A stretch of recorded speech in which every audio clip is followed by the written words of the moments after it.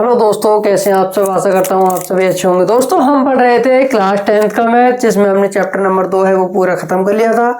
आज हम पढ़ने जा रहे हैं चैप्टर नंबर 3, जिसका नाम है दो चर वाले रैखिक समीकरण युग्म। दो चर वाले रैखिक समीकरण युग्म, जिसमें आज हम पढ़ेंगे प्रश्नावली 3.1।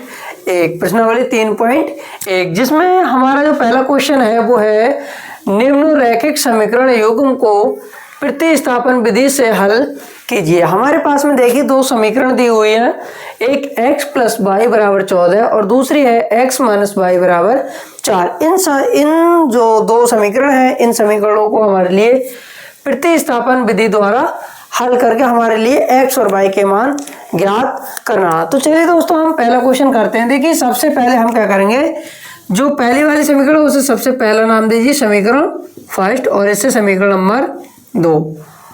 अब देखिए प्रतिस्थापन विधि में हम क्या करते हैं, प्रतिस्थापन विधि में हम चाहे समीकरण 1 से या समीकरण 2 से, किसी भी समीकरण से या तो x का मान निकालते हैं या फिर y का मान निकालते हैं। तो यहाँ पर देखिए मैं क्या करता हूँ, समीकरण नंबर 2 से निकाल सकता हूँ, 2 से x का मान निकाल लेता हूँ। यहाँ पर देखिए समीकरण यहाँ लिख दीजिए, समीकरण 2 से, समीकरण 2 से हम क्या कह सकते हैं, यहाँ पर देखिए ये x है, इसे यहीं रहने दीजिए, ये माइनस की y इस तरफ जाएगी, प्लस की हो जाएगी, तो बराबर हो जाएंगे 4 प्लस y। अब हमारे पास में देखिए x का मान आ गया है, x का मान आ गया तो हमारे पास में अब हम इसे समीकरण नंबर 3 नाम दे देंगे। क्या नाम दे देंगे, समीकरण नंबर 3। अब ध्यान देना है, अगर हमने जो x का मान है या y का मान जो भी है, अगर समीकरण 2 से निकाला है तो उसे उठा करके समीकरण नंबर 1 में रख देंगे, और अगर हमने समीकरण नंबर 1 से निकाला तो उसे उठा करके 2 में रख देंगे। अब हमने यहाँ पर देखिए समीकरण कौन से 2 से निकाला था, x का मान इस वाले समीकरण से निकाला था, तो हम इस x के मान को उठा के कहाँ रख देंगे, समीकरण नंबर 1 में रख देंगे। अगर 2 से निकालते हैं तो 1 में रखते हैं, 1 से निकालते हैं तो 2 में रखते हैं। तो हम रखेंगे इसे x का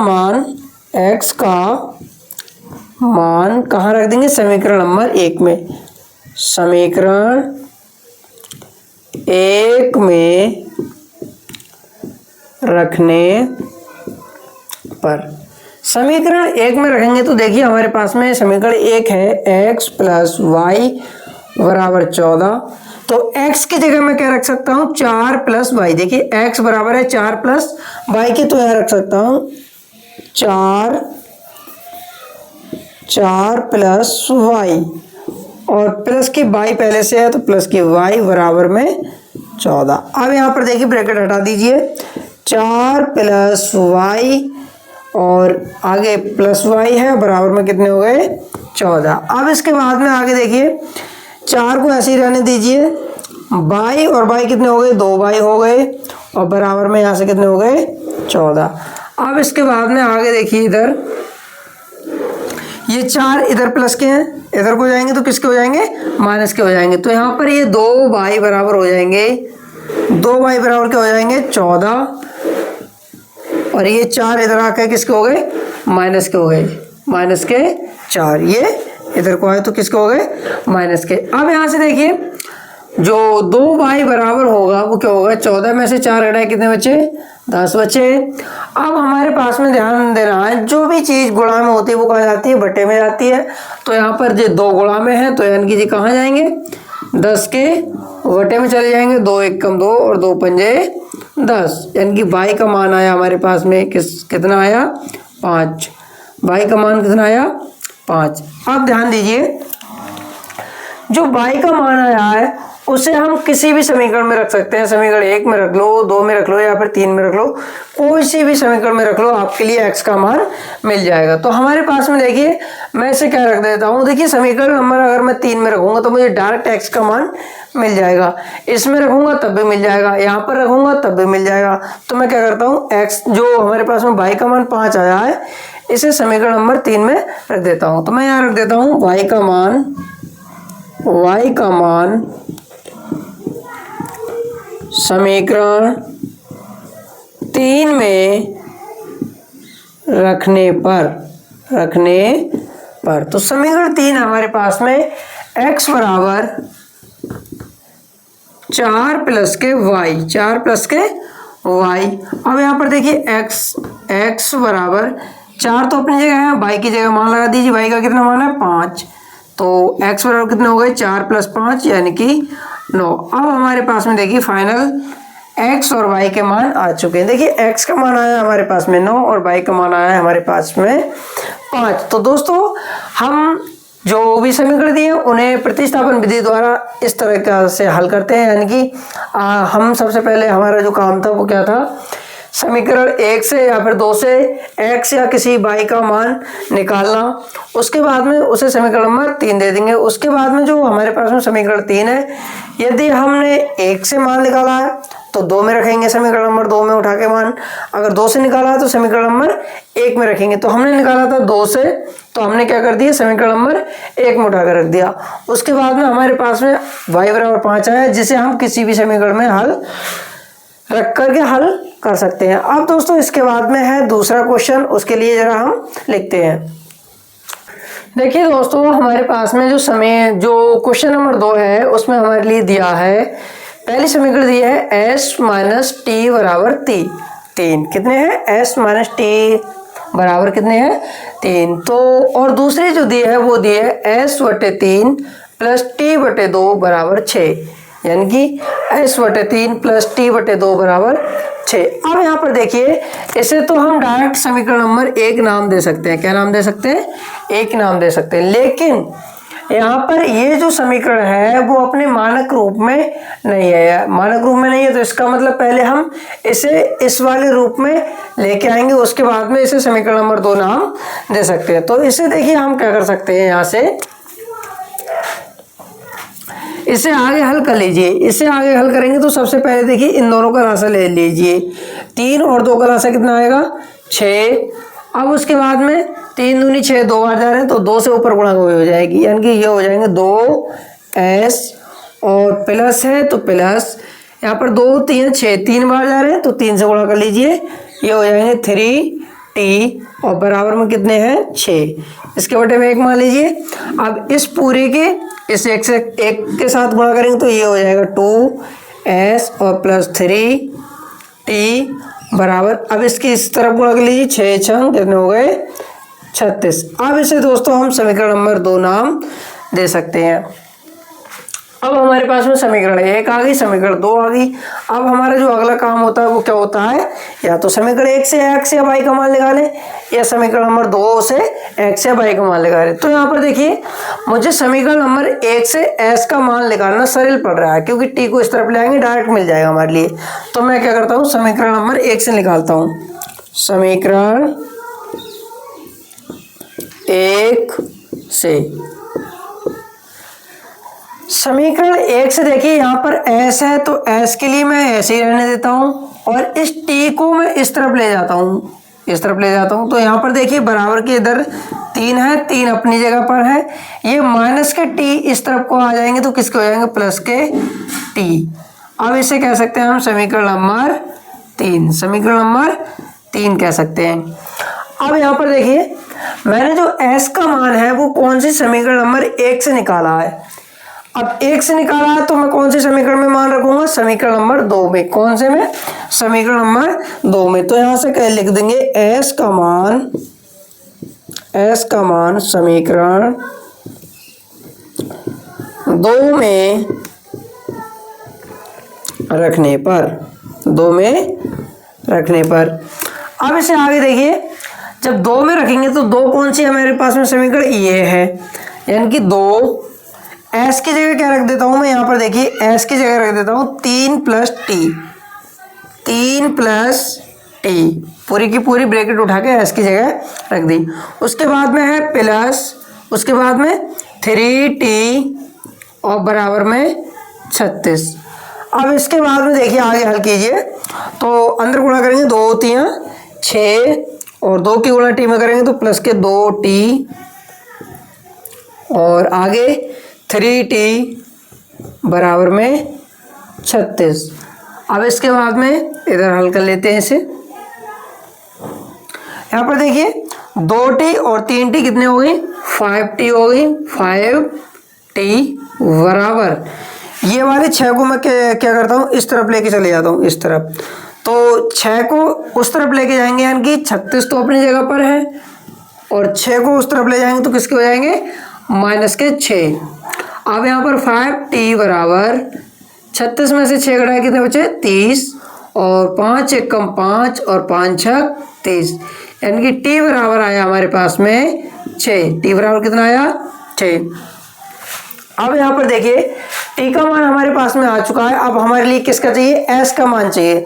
तो s के मान के लिए हम क्या करेंगे, या तो समीकरण 1 में रख दो, या 2 में रख दो, या फिर यहाँ पर हमने 3 समीकरण बनाई थी, 3 में भी रख सकते हैं।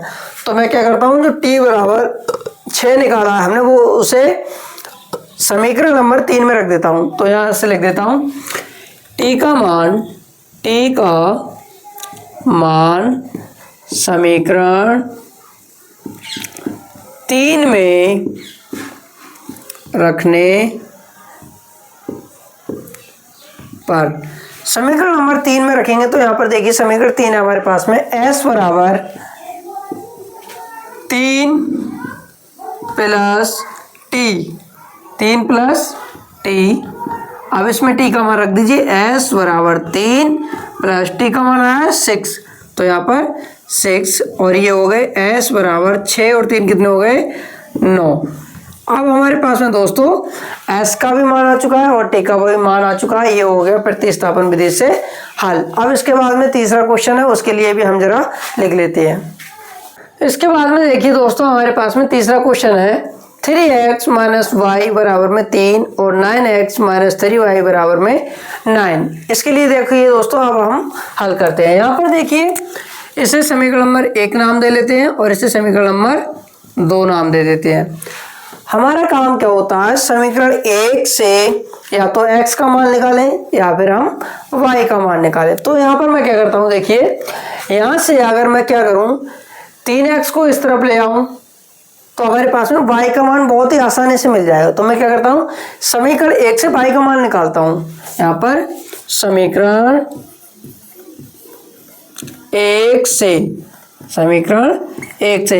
यहाँ पर देखिए माइनस के y है, तो माइनस के y के लिए ऐसे ही रहने दीजिए। 3 है, 3 के लिए भी ऐसे ही रहने दीजिए। इस 3x को इस तरफ ले आइए, तो 3x इधर प्लस के है, इधर आके किसके हो जाएंगे, माइनस के 3x। उसके बाद में अगर y का मान निकालेंगे तो माइनस से भाग कर दीजिए, यानी कि ये हो जाएंगे माइनस के 3 और प्लस के 3x हो जाएंगे, प्लस के 3x। इससे सीधे करके लिख लीजिए, y बराबर 3x पहले लिख लेते हैं और माइनस के 3 बाद में लिख लेते हैं। ये हो गए हमारे पास में समीकरण नंबर 3। अब दोस्तों हमारे पास में y का मान आ चुका है, क्योंकि हमने कौन से समीकरण से निकाला था, समीकरण नंबर 1 से निकाला था। 1 से निकाला था तो इसे कौन से में रख देंगे, समीकरण नंबर 2 में रख देंगे, क्योंकि जिस समीकरण से हम मान निकालते हैं उसी में कभी भी नहीं रखते हैं। तो हम समीकरण नंबर 2 में मान रखते हैं। यहाँ पर लिखिए y का मान समीकरण 2 में रखने पर, समीकरण 2 में रखेंगे तो यहाँ पर देखिए हमारे पास में समीकरण 2 है 9x माइनस 3y। y की जगह क्या रख सकता हूँ मैं, y की जगह रख सकता हूँ 3x माइनस 3। तो यहाँ पर ये y है, इसकी जगह रख देता है 3x माइनस 3 और बराबर में कितने हैं, 9, बराबर में 9। अब यहाँ पर देखिए आगे हल कीजिए इसे, 9x और अंदर गुणा करेंगे 3 दिया 9x माइनस के 9x और 3 और 3 दिया 9 हो गए माइनस, और माइनस कितने हो गए, प्लस, और बराबर में 9। अब यहाँ पर देखिए दोस्तों यहाँ पर क्या हो रहा है, ये 9x में से 9x घट रहे हैं, 9x में से 9x घट रहे हैं, यानी कि कट गया। हमारे पास में क्या है, 9 बराबर 9 आए, क्या है, 9 बराबर 9 आए। अब यहाँ पर देखिए जरा, हमें मान निकालना था x का और y का। किसका मान निकालना था, x का और y का। अब हमारे पास में आगे हम हल कर रहे हैं तो हमारे पास में ना तो x है ना तो y है। जब x और y ही नहीं है तो हम मान कैसे निकाल सकते हैं, मान निकाल नहीं सकते। तो हम ऐसी कंडीशन में लिख देंगे कि अतः x तथा y के मान ज्ञात करना संभव नहीं है। ज्ञात करना क्या नहीं है, संभव नहीं है। यानी कि हमारे पास में जब हमें मान निकालना था x का और y का, जब हमारे पास में x और y ही नहीं है तो हम मान किसका निकालें। तो यहाँ पर देखिए x और y है ही नहीं, तो मान किसका निकालेंगे, किसी का भी नहीं निकलेगा ही नहीं। तो इसीलिए हम क्या लिख देंगे, अतः x तथा y के मान ज्ञात करना संभव नहीं है। इसके बाद में लेते हैं हम चौथा क्वेश्चन। देखिए दोस्तों, हमारे पास में जो चौथा क्वेश्चन है वो है 0.2x प्लस 0.3y बराबर 1.3, और दूसरा है हमारे पास में 0.4x प्लस 0.5y बराबर 2.3। इनके लिए हमारे लिए क्या करना है, प्रतिस्थापन विधि द्वारा हल करना। तो सबसे पहले हम क्या करते हैं, इसे समीकरण नंबर 1 नाम दे देते हैं और इसे समीकरण नंबर 2 नाम दे देते हैं। अब हर बार की तरह हमारे लिए वही काम करना है कि समीकरण 1 से या तो x का मान निकालो या फिर y का मान निकालो, या समीकरण नंबर 2 से x या y का मान निकालो। तो यहाँ पर देखिए कोई से समीकरण से निकाल लीजिए, हमेशा कठिन है। तो मैं क्या करता हूँ, समीकरण नंबर 1 से निकाल लेता हूँ। तो मैं यहाँ लिखता हूँ समीकरण 1 से, समीकरण 1 से निकालेंगे तो यहाँ पर देखिए 2x प्लस, इसे हम क्या करते हैं, इस तरफ ले जाते हैं तो ये हो जाएंगे बराबर 1.3। इसे इस तरफ लेके जाएंगे तो किसके हो जाएंगे, यहाँ प्लस के हैं उधर जा करके माइनस के 0.3y। उसके बाद में देखिए दोस्तों, हम क्या करेंगे, जो भी चीज़ गुणा में होती है चर के, वो कहाँ जाती है, वटे में जाती है दूसरी तरफ। तो यहाँ पर x है तो x का मान निकालेंगे तो ये हो जाएंगे 1.3 माइनस 0.3y और बटे में कौन आ जाएंगे 0.2। इससे हम कह सकते हैं समीकरण नंबर क्या है, ये 3, समीकरण नंबर 3 है। अब हमने देखिए यहाँ पर जो x का मान निकाला था वो कौन से समीकरण से निकाला था, 1 से निकाला था। अब हम इसे क्या करेंगे, समीकरण नंबर 2 में रख देंगे। तो यहाँ पर देखिए रख दीजिए x का मान समीकरण 2 में रखने पर, तो 2 में रखेंगे। यहाँ पर देखिए हमारे पास में समीकरण नंबर 2 है 0.4x, 0.4 x की जगह क्या लगा सकते हैं, x की जगह लगाएंगे 1.3 माइनस 0.3y और बटे में 0.2 और प्लस में है हमारे पास में 0.5y और बराबर में कितने हैं 2.3।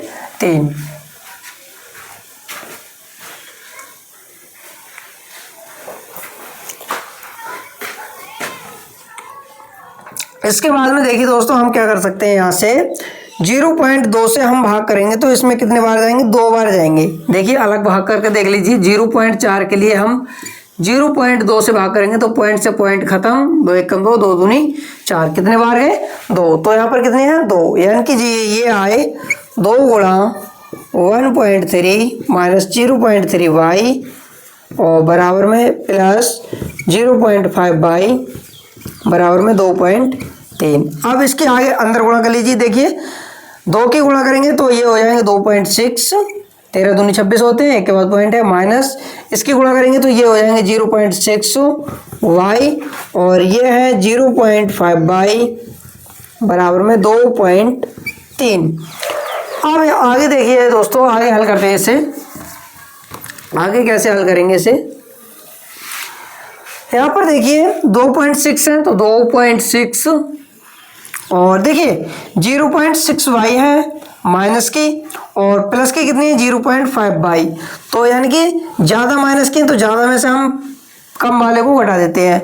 तो 6 में से 5 घटाएंगे, कितने बचेंगे हमारे पास में 1 बचेंगे। ज़्यादा किसके हैं, माइनस के, यानी कि 0.1y बचेंगे, माइनस के बचेंगे 0.1y और बराबर में कितने हैं हमारे पास में 2.3। अब क्या कीजिए, यहाँ से देखिए माइनस के 0.1 वाई के लिए यहीं रोक लीजिए, ये 2.3 ऐसे ही इनके लिए इस तरफ ले आइए, तो ये हो जाएंगे 2.6 उस तरफ जा करके माइनस के 2.6। आगे आप हल करेंगे तो यहाँ पर बचेंगे, देखिए माइनस के 0.1 वाई बराबर में, यहाँ पर देखिए 6 में से 3 हटाए 3 बचे, 2 में से 2 हटाए 0, एक के बाद पॉइंट है, एक के बाद पॉइंट, माइनस के ज़्यादा थे तो माइनस। अब बाई का मान निकालेंगे तो ये कहाँ जाएगा, बटे में, यानी कि 0.3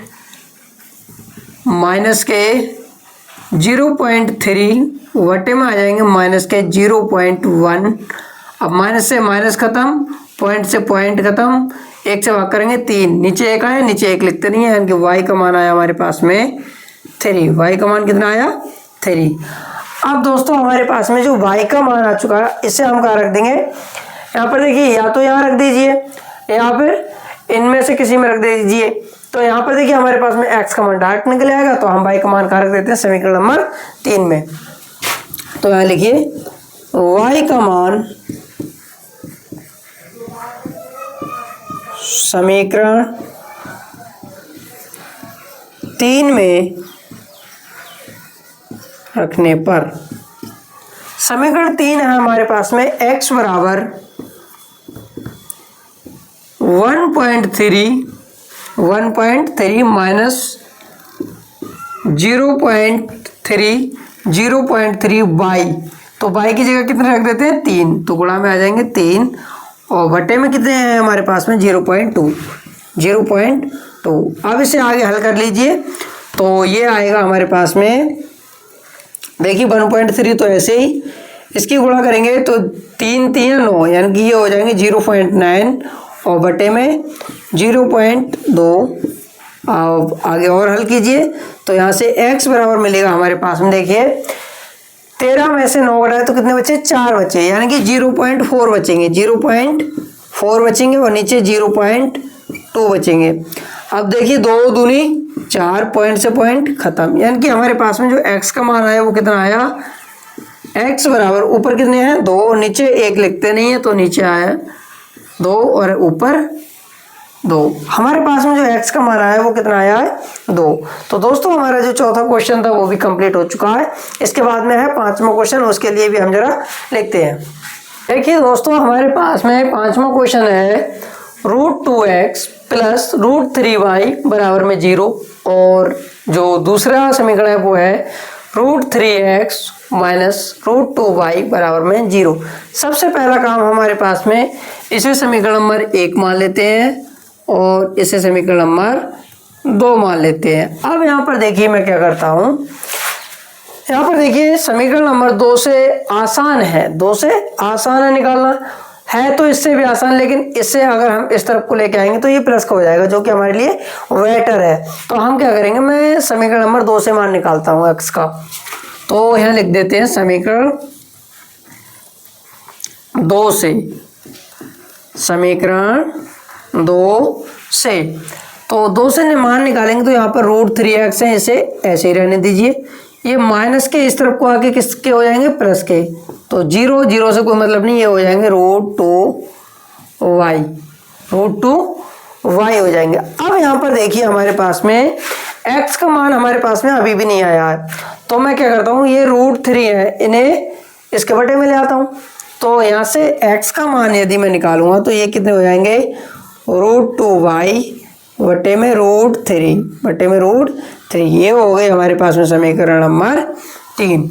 अब इसके बाद में हमारे पास में जो अगला काम होता है वो क्या होता है हमारे पास में, यदि हमने समीकरण में से x का या y का मान 1 से निकाला है तो 2 में रखेंगे, ये मैं बार बार बोल रहा हूँ, अगर 2 से निकाला है तो समीकरण नंबर 1 में रखेंगे। तो हमने यहाँ पर देखिए जो x का मान था वो कौन से समीकरण नंबर 2 से निकाला है, तो हम किस में रख देंगे, समीकरण नंबर 1 में रख देंगे। तो यहाँ पर लिख दीजिए कि x का मान समीकरण 1 में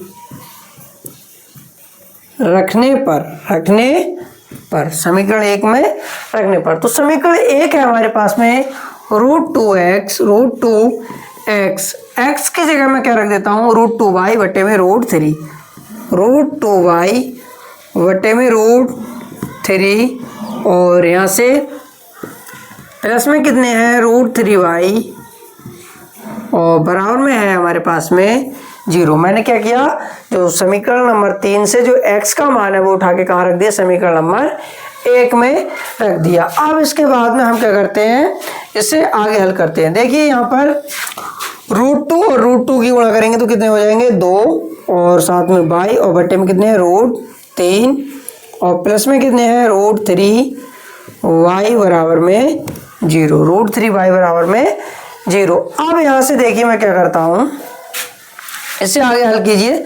तो यहाँ से हल करेंगे तो हम इसके बटे में 1 मान के पहले तो लासा ले लेते हैं। क्या लेंगे, लासा लेंगे। तो यहाँ से देखिए √3 और 1 का लासा लेंगे तो कितने बार जाएंगे, √3, यानी कि लासा आएगा हमारे पास में √3। अब √3 एकम √3, यानी कि 1 बार जा रहा है, तो हम 1 से गुणा करेंगे 2y की, तो 2y एकम 2y। उसके बाद में यहाँ पर देखिए √3 की जब हम √3 से गुणा करेंगे, क्योंकि 1 से √3 को भाग करेंगे तो √3 बार जाएंगे, तो हम √3 की जब √3 से गुणा करेंगे तो कितने आ जाएंगे, 3y। देखिए √3 की गुणा √3 से करेंगे तो 3y, और बराबर में क्या चल रहा है, 0। अब इसे इसमें गुणा कर दीजिए तो ये हो जाएंगे 2y, प्लस में यहाँ पर जोड़ लीजिए 2y और 3y कितने हो गए, 5y, और बराबर में कितने हो गए, 0। यानी कि √3 की गुणा 0 में करेंगे तो 0। यहाँ से y का मान निकालेंगे तो 0/5, यानी कि y का भी मान कितना आया, 0। अब चूंकि हमारे पास में y का मान जब 0 आया है तो y का मान उठा के हम कहाँ रख देंगे, समीकरण नंबर 3 में रख देंगे। कहाँ रख देंगे, समीकरण नंबर 3 में। तो यहाँ से लिख दीजिए y का मान समीकरण 3 में रखने पर, y का मान आप स्वतंत्र किसी भी समीकरण में रख सकते हैं। कैलकुलेशन के लिए हमारे पास में जो समीकरण नंबर 3 बनती है वो सबसे बेटर होती है, क्योंकि उसमें x या y का मान डायरेक्ट हमारे लिए मिल जाता है रखने पर। तो यहाँ पर देखिए x बराबर आएगा, x बराबर √2/3 इंटू y की जगह क्या रख देंगे हम, 0, y की जगह 0। अब देखिए x यहाँ पर √2/√3 है, इनकी गुणा हम जब 0 से करेंगे तो क्या आ जाएगा, हमारे पास में 0 आ जाएगा। अब हमारे पास में दोस्तों x का भी मान आ चुका है 0, y का भी मान आ चुका है, यानी कि हमारे पास में जो 5वां क्वेश्चन था वो क्या हो चुका है, बिल्कुल कंप्लीट हो चुका है। इसके बाद में है 6ठा क्वेश्चन, हम उसके लिए देखते हैं। देखिए दोस्तों हमारे पास में जो क्वेश्चन नंबर 1 का जो लास्ट 6ठा पार्ट है वो दिया है हमारे पास में। पहले समीकरण में दिया है हमारे पास में 3x/2 माइनस 5y/3 बराबर में -2, और दूसरे समीकरण में दिया है हमारे पास में x/3 प्लस y/2 बराबर में 13/6। अब देखिए दोस्तों इन समीकरणों को हम डायरेक्ट हल नहीं कर सकते, क्योंकि हमारे पास में जो हम समीकरणों को हल कर सकते हैं वो इस टाइप की होनी चाहिए, x + y = 8 या 3x - y = 4, इस टाइप के समीकरण हमारे पास में होने चाहिए। तो इस टाइप की तो ये है नहीं, लेकिन हम इन्हें इस रूप में लेके आ सकते हैं। जब आ सकते हैं तो पहले हम इसे इस रूप में लेके आएंगे। तो देखिए हम कैसे करके लेके आएंगे। सबसे पहले हम समीकरण नंबर जो 1 है उसके लिए हम लासा लेते हैं, यानी कि 3 दूनी 6 लासा है हमारे पास में, 3 दूनी 6। इसकी गुणा इधर कर लीजिए, 3 तियां 9x, और इसकी गुणा इधर कर लीजिए, 2 पंजे 10y, बीच में माइनस है तो माइनस, और बराबर में कितने हैं, -2। एलसीएम वगैरह लेना तो आपके लिए आता ही होगा, ये बहुत ही कॉमन बात है, ये 5वें 6ठे की बात है। यहाँ पर देखिए आप आगे हल करते हैं तो इसके बटे में 1 मान लीजिए, इसकी पूरे की गुणा 9x - 10y, 1 कम 9x - 10y, और बराबर में कितने हो जाएंगे, ये 6 दूनी 12 -12। अब इसे हम दोस्तों समीकरण नंबर 2 कह सकते हैं। अब यहाँ से समीकरण नंबर 1 कह सकते हैं। अब यहाँ से देखिए ये जो दिया है इसके लिए मैं यहाँ लिख लेता हूँ जरा, x/3 दिया है और प्लस y/2 दिया है, बराबर में दिया 13/6। इसके लिए भी हम इसी रूप में लेके आएंगे। तो यहाँ पर देखिए पहले लासा लेंगे, इसका और इसका 3 दूनी 6 लासा आएगा। इसकी गुणा इधर 2x से कम 2x, और इसकी गुणा इधर 3y कम 3y, बराबर में 13/6। अब इसके गुणा देखिए यहाँ पर जैसे मान लीजिए 4x/3 बराबर 2y/3 हो, तो इससे देखिए यहाँ पर इसकी गुणा इधर करेंगे और इसकी गुणा इधर करेंगे, तो 4 है 4 तियाँ, यानी कि मैं ऐसे लिख लेता हूँ 3 गुणा 4x, 3 गुणा 4x, और इससे लिख देता हूँ 3 गुणा 2y। अब यहाँ से ये 3 बटे में जा सकते हैं, नहीं जा सकते हैं, तो 4x बराबर में कितने हो जाएंगे 3 गुणा 2y बटे में 3, तो 3 से 3 कट जाएंगे। हमारे पास में क्या है 4x बराबर 2y, 4x बराबर 2y, जो कि हमारे पास में ऊपर ही है। तो यदि हमारे पास में जो बराबर में यहाँ पर जो बीच में बराबर है हर समान है, या फिर हमारे पास में जो अंश भी समान है, अगर समान है तो उसे काट देना चाहिए, वो डायरेक्ट कट जाता है। देखिए यहाँ पर एग्जाम्पल से भी समझ चुके हैं। तो यहाँ पर हमारे पास में आया 2x + 3y बराबर में 13। ये आ गई दोस्तों हमारे पास में समीकरण नंबर 2। क्या आ गई समीकरण नंबर 2। अब इसके लिए दोस्तों मैं यहाँ पर मिटा देता हूँ इसके लिए, और आगे हल करते हैं। यहाँ पर देखिए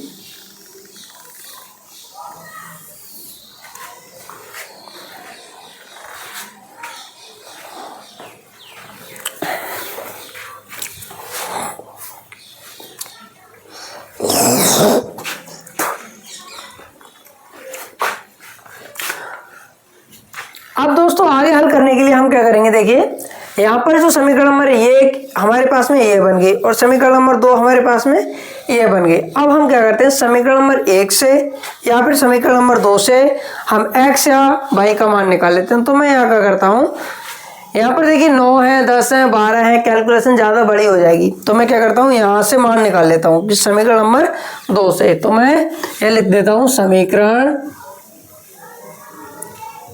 2 से। समीकरण 2 से देखिए यहाँ पर 2x है, तो 2x को मैं यही रहने देता हूँ, और इस 3y को मैं इस तरफ ले आता हूँ, यानी कि 3y उस तरफ जाके माइनस के हो जाएंगे, 13 - 3y हो जाएंगी, तो ये हो जाएंगे 13 - 3y। अब इसे आगे हल कीजिए, x बराबर है हमारे पास में 13 - 3y, और बटे में कितने आ जाएंगे 2, ये वाले 2 कहाँ गए बटे में, ये हो गए हमारे पास में समीकरण नंबर 3। अब हमें हमारा हमेशा की तरह जो अगला काम होता है वो क्या होता है, जब भी हमारे पास में x या y का मान आ जाए तो हम क्या करते हैं, यदि हमने जो x का मान है या y का मान है समीकरण नंबर 1 से निकाला है तो 2 में रख देंगे, 2 से निकाला है तो 1 में रख देंगे। हमने जो x का मान निकाला था वो कौन से निकाला था, समीकरण नंबर 2 से निकाला था। अब हम किस में रख देंगे, समीकरण नंबर 1 में। समीकरण नंबर 1 हमारे पास में ये है, इसमें मान रख दीजिए, ये है हमारे पास में 1। तो यहाँ पर देखिए 9, यहाँ पर पहले लिख दीजिए कि x का मान समीकरण 3 में रखने पर 3 में रख देते हैं। तो देखिए यहाँ पर 9 है, 9 x साथ में क्या है x, तो x की जगह क्या रख देंगे हम 13 - 3y, 13 - 3y, और बटे में 2, ये पूरा हमने कहाँ रख दिया x की जगह पर रख दिया। उसके बाद में देखिए हमारे पास में माइनस के हैं 10y, तो माइनस के 10y बराबर में हो गए -12, बराबर में कितने माइनस के 12। अब इसे आगे हल कीजिए, तो यहाँ पर देखिए ये हो जाएंगे 13 नेमो 117, और -9 तियाँ 27y, और ये हो जाएंगे बटे में 2, माइनस के 10y, और बराबर में -12। अब इसे आगे हल करेंगे तो यहाँ पर देखिए पहले हमारे लिए लासा लेना होगा, तो यहाँ पर लासा लेते हैं। देखिए लासा आएगा हमारे पास में 2, कितना आएगा 2, तो 2 से इसको भाग करेंगे 1 ही बार जाएगा, यानी कि 1 की इस तरफ गुणा कर लीजिए, 117 - 27y, और 2 की इस तरफ गुणा करेंगे तो ये हो जाएंगे 10 दूनी 20y, और बराबर में कितने चल रहे हैं -12। अब इसके बटे में 1 मान के गुणा कीजिए, तो ये हो जाएंगे हमारे पास में यहाँ से 117 माइनस 27y और 20y कितने हो गए माइनस के 47y, और इसकी 1 से गुणा करेंगे तो यही आ जाएगा, इसकी गुणा करेंगे तो माइनस के 12 दूनी 24 हो जाएंगे। माइनस के 12 दूनी कितने हो गए 24 हो गए। अब यहाँ पर देखिए माइनस के 47y के लिए यहीं रहने दीजिए 47y, इसके लिए उस तरफ लेके चले जाइए तो ये हो जाएंगे माइनस के 24 और 117 उस तरफ जाएंगे तो माइनस के 117।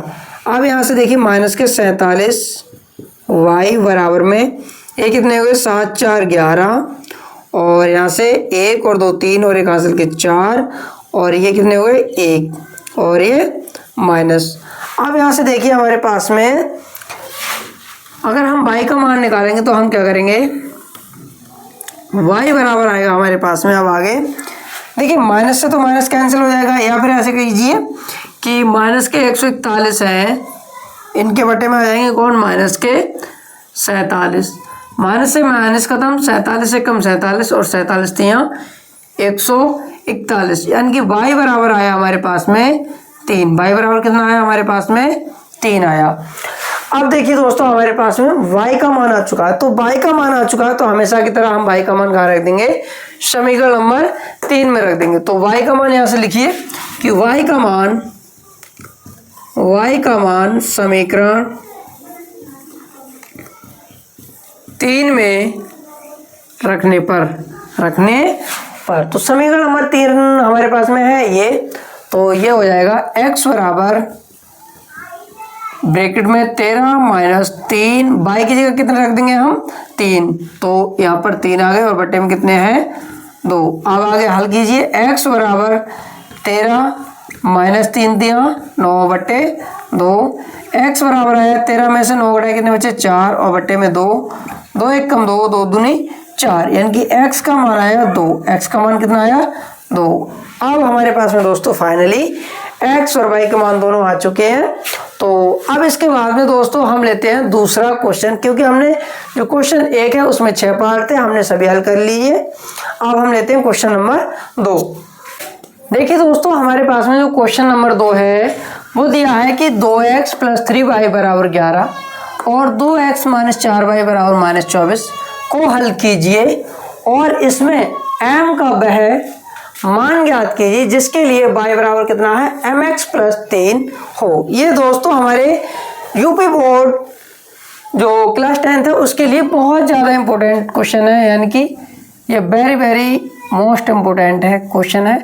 इसके लिए देखिए दोस्तों हमारे पास में 2 समीकरण दिए हैं। सबसे पहले क्या दिया है यहाँ पर हल में है हमारे पास में पहले समीकरण दिया हमारे पास में 2x प्लस 3y बराबर में 11, इसे समीकरण नंबर 1 मान लीजिए, और दूसरी है 2x माइनस 4y बराबर माइनस के 24, इसे समीकरण नंबर 2 मान लीजिए।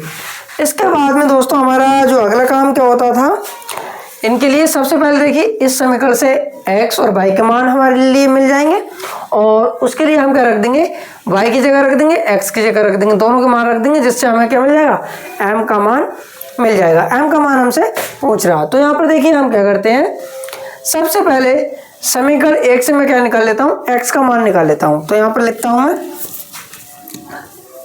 समीकरण 1 से, समीकरण 1 से देखिए 2x को अपनी जगह रहने दीजिए और ये 3y इधर को आ जाएंगे तो कितने हो जाएंगे ये 11 माइनस 3y, 11 ये प्लस के 3y है, उस तरफ जाके किसके हो जाएंगे माइनस के 3y हो जाएंगे।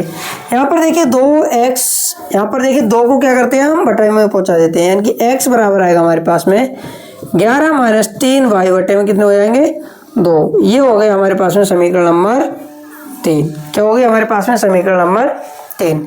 अब दोस्तों चूंकि हमने x का मान समीकरण नंबर 1 से निकाला है तो इसे हम क्या रख देंगे समीकरण नंबर 2 में रख देंगे। तो यहाँ पर लिखिए x का मान समीकरण 2 में रखने पर, समीकरण 2 में रखेंगे तो यहाँ पर देखिए 2 क्या है हमारे पास में 2x, 2 x की जगह हम क्या रख देंगे 11 माइनस 3y बटे 2। यहाँ पर देखिए x है तो x की जगह 11 माइनस 3y और बटे में कितने आ जाएंगे 2 और माइनस के 4y है तो माइनस के 4y और बराबर में कितने हैं माइनस के 24। तो यहाँ से देखिए 2 से तो 2 कट गए, हमारे पास में कितने बचे 11 माइनस 3y और ये माइनस के 3y 4y और बराबर में कितने हैं माइनस के 24 हैं। अब यहाँ से देखिए आगे 11 माइनस देखिए माइनस के 3y है माइनस के 4y तो माइनस को हो गए 7y बराबर में माइनस के 24। अब इसे आगे हल कर लीजिए तो ये हो जाएंगे देखिए हमारे पास में माइनस के 7y को मैं क्या करता हूँ यहीं रहने देता हूँ, यानी कि माइनस के 7y बराबर में ये जो 11 है इनको उठा के हम क्या किस तरफ यहाँ ले आते हैं तो 11 इधर प्लस के हो तो उधर जाके किसके हो जाएंगे माइनस के, तो माइनस के 24 तो यहाँ पहले से ही है और ये आ जाएंगे माइनस के हो जाएंगे माइनस के 11 हो जाएंगे तो ये हो गए माइनस के 7y बराबर में ये कितने हो गए 24 11 35 हो गए, कितने हो गए माइनस के 35। तो देखिए माइनस से माइनस खत्म 7 एकम 7 और 7 पंजे 35 यानी कि y का मान आया हमारे पास में कितना आया 5, y का मान आया है 5। अब दोस्तों हमारे पास में y का मान आ चुका है तो हम क्या करेंगे y का मान कहाँ रख देंगे समीकरण नंबर 3 में रख देंगे, समीकरण नंबर 3 में यहाँ रख दीजिए तो ये हो जाएगा। यहाँ लिखिए पहले y का मान समीकरण 3 में रखने पर, समीकरण हम 3 में रखेंगे तो यहाँ पर देखिए हमारे पास में समीकरण नंबर 3 है x बराबर 11 माइनस 3 y की जगह कितने रख देंगे 5 और बटे में कितने हैं यहाँ पर 2 तो ये 2 आ गए। अब यहाँ से देखिए x बराबर 11 और ये हो गए 3 पंजे 15 यानी कि माइनस के 15 और बटे में 2। अब इसे आगे हल करेंगे तो ये हो जाएगा x बराबर यहाँ से बचेंगे देखिए 15 में से 11 कटा है माइनस के 4 और बटे में 2 दूनी 4। x का मान आया हमारे पास में माइनस के 2, x का मान कितना आया हमारे पास में माइनस के 2। देखिए दोस्तों हमने x का भी मान निकाल लिया और y का भी मान निकाल लिया। अब हमारे लिए क्या बताना है, हमसे क्वेश्चन में कह रहा है कि इसमें m का वह मान ज्ञात कीजिए जिसके लिए y बराबर mx प्लस 3 हो। y बराबर कितने होने चाहिए mx प्लस 3 होने चाहिए। तो इसके लिए देखिए हम इधर हल कर लेते हैं। हमारे लिए जो दिया है पहले उसे उतारिए, यहाँ पर देखिए दिया है y बराबर mx प्लस 3। अब यहाँ पर देखिए हमारे पास में x का भी मान हो चुका है y का भी मान हो चुका है, यहाँ पर रख दीजिए x और y के m का मान हमें आसानी से मिल जाएगा। देखिए हम y का मान कितना है 5 तो यहाँ पर 5 बराबर में m, x का मान कितना है हमारे पास में माइनस के 2 तो यहाँ पर रख दीजिए माइनस के 2 और प्लस में 3। तो यहाँ पर देखिए 5 तो अपनी जगह पर है, इस वाले 3 को हम बराबर के इस तरफ ले आते हैं तो ये हो जाएंगे माइनस के 3 और बराबर में ये कितने हो जाएंगे माइनस के 2 की गुणा m से करेंगे तो माइनस के 2m। यहाँ से बचेंगे देखिए 5 में से 3 के कितने बचे 2 बचे और ये माइनस के 2m। m का मान निकालेंगे तो हम देखिए ये 2 है 2, ये वाले माइनस के 2 इसके बट्टे में आएंगे माइनस के 2 एकम 2 यानी कि m का मान आया हमारे पास में। देखिए यहाँ से ये माइनस बचा माइनस और ये 1 माइनस के 1 हमारे पास में दोस्तों m का मान आ चुका है। तो दोस्तों अब मैं आपसे आशा करता हूँ कि आपको प्रतिस्थापन विधि बहुत ही अच्छी तरीके से समझ में आ गई होगी। आज हमने प्रश्न नंबर 1 और प्रश्न नंबर 2 हल कर लिए हैं, कल से हम पढ़ेंगे प्रश्न नंबर 3। दोस्तों अगर आपके लिए वीडियो अच्छी लगी हो तो कृपया वीडियो को लाइक करें, शेयर करें और चैनल को सब्सक्राइब करना ना भूलें। Thank you.